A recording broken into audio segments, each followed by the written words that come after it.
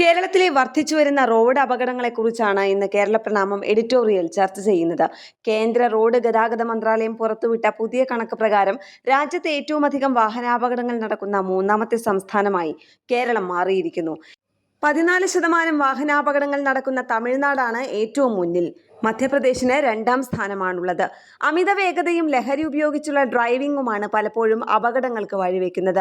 ദേശീയപാതയിലും മറ്റും നിർമ്മാണ പ്രവർത്തികൾ നടക്കുന്നതിനാൽ അമിത വേഗതയിൽ ഓടിക്കാൻ പാകത്തിലുള്ള റോഡുകൾ തന്നെ കേരളത്തിൽ കുറവാണ്. നിരത്തിൽ വാഹനങ്ങളുടെ എണ്ണം കൂടുന്നതിനനുസരിച്ച് അപകടങ്ങളും കൂടിവരുന്ന പ്രവണത തടയുന്നതിന് ആവശ്യമായ പരിഷ്കാരങ്ങളെക്കുറിച്ചും നടപടികളെക്കുറിച്ചും മോട്ടോർ വാഹന വകുപ്പും മറ്റ് ബന്ധപ്പെട്ട അധികൃതരും ചിന്തിക്കേണ്ടതാണ്. മദ്യപിച്ച് വാഹനമോടിക്കുന്നവരെ കണ്ടെത്താൻ നിലവിൽ സംവിധാനങ്ങളുണ്ടെങ്കിലും മറ്റ് രാസലഹരി പദാർത്ഥങ്ങൾ ഉപയോഗിക്കുന്നവർ വണ്ടി ഓടിക്കുന്നത് കണ്ടെത്താനോ അത് പരിശോധിച്ച് തെളിയിക്കാനോ പോലീസിന് വേണ്ടത്ര സംവിധാനങ്ങളില്ല. അമിത വേഗതയും പലപ്പോഴും ഓവർടേക്കിംഗിൽ കാണിക്കുന്ന മത്സരബുദ്ധിയും അശ്രദ്ധയും ഓർക്കാപ്പുറത്ത് അപകടത്തിന് ഇടയാക്കാറുണ്ട്. 2 വർഷത്തിനുള്ളിൽ കേരളത്തിലെ ദേശീയപാതകൾ വാഹനങ്ങൾക്ക് നല്ല വേഗതയിൽ ഓടാൻ സജ്ജമാകും. അപ്പോൾ അപകടങ്ങൾ വർദ്ധിക്കാതിരിക്കണമെങ്കിൽ അതിനുള്ള ബോധവൽക്കരണവും പരിശീലന പരിപാടികളുമൊക്കെ ഇപ്പോൾ തന്നെ തുടങ്ങേണ്ടതുണ്ട്. ഇല്ലെങ്കിൽ വാഹനാപകടങ്ങളുടെ കാര്യത്തിൽ കേരളം 1ാം സ്ഥാനത്ത് എത്തുന്നത് അധികം ദൂരത്താവില്ല. എഡിറ്റോറിയൽ കേരള പ്രണാമം ചിന്താശകലങ്ങൾ.